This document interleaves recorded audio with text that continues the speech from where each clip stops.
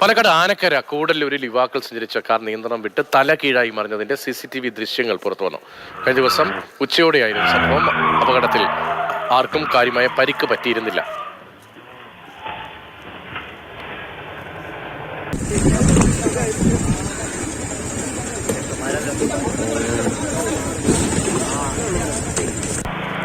Gokul VS ആണ് വിവരങ്ങളുമായി ചേർന്നത്. ഗോകുൽ, ഇന്നലെ കഴിഞ്ഞ ദിവസം നടന്ന അപകടത്തിന്റെ ദൃശ്യങ്ങളാണ് ഇത്. അമിത വേഗതയാണ് എന്ന് തോന്നുന്നു കണ്ടിട്ട്.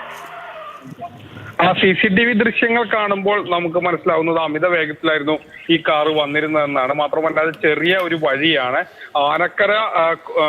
ആനക്കര കൂടല്ലൂരിൽ ആണ് ഈ ഒരു സംഭവം ഉണ്ടായത്.